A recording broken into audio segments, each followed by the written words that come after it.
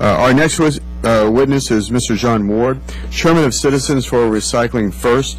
Mr. Ward has vast experience in issues affecting the coal industry, previously serving as President of the American Coal Council and was a member of the National Coal Council.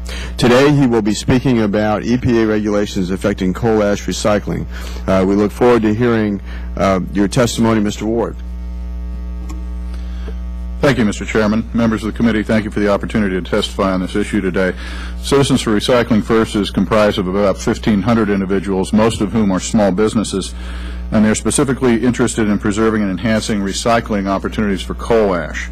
In the decade from 1999 to 2009, our nation successfully recycled 519 million tons of coal ash, about 38% of the coal ash that was produced in generating electricity.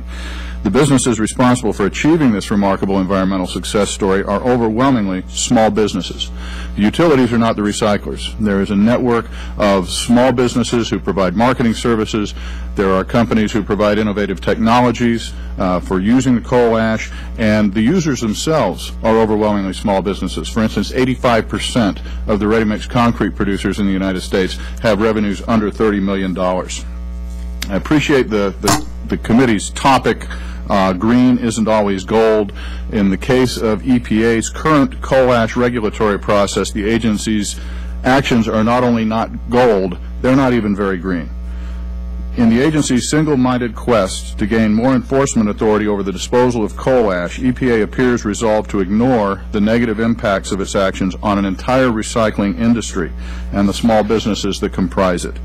If EPA succeeds in getting the regulations it wants, our nation will end up putting hundreds of millions of tons more material into landfills rather than safely recycling it. That's hardly a green result. Furthermore, EPA appears content to create regulatory uncertainty that is already harming the recycling industry, even though formal regulations have not been finalized. A year ago, EPA proposed labeling coal ash as hazardous waste when it is disposed. When that idea was confronted by a wall of opposition from other government agencies, academicians, recyclers, coal ash users, and more, EPA responded by simply slowing the process down. EPA officials have recently been quoted as saying that it may be 2013 before the agency gets around to proposing a final rule. In the meantime, the coal ash recycling industry is twisting in the wind with the unresolved question, will coal ash be a hazardous waste or not?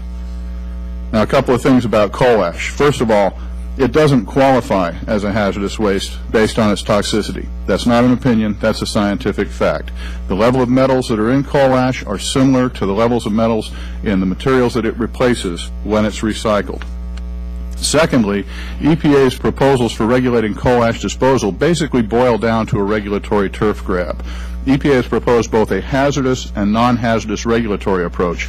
The landfill standards that they are proposing under both approaches are essentially the same. You don't get a better landfill by designating the material hazardous waste. So why are they doing it?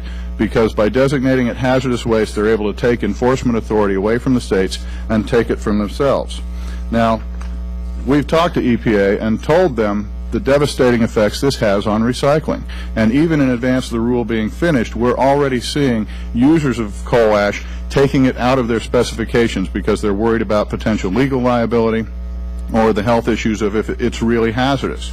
We are seeing manufacturers of products that compete with recycled coal ash run ads with skulls and crossbones talking about how coal ash may be a hazardous waste if EPA goes forward with this. We're now beginning to see commercial liability insurance policies write exclusions for products that contain coal ash. Now, all of these concerns have been conveyed to EPA over the last 2 years in meetings, in formal written testimony, in all 8 of the EPA's public hearings that were conducted last year. EPA's response has been twofold. Number one, they have refused to evaluate the impacts on small business in the recycling sector. Their excuse is, we're only regulating the utilities, you people are an indirect effect, we don't have to look at it. Their second response has been, a hazardous waste designation will actually be good for you. People are going to want to use more coal ash if it's designated a hazardous waste. I see you raising your eyebrows. It is a nonsensical proposition. My written testimony spells out exactly why it is.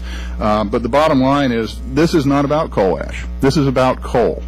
And EPA is waging a war on coal, and coal ash is another way for them to get at it. We need Congress's help.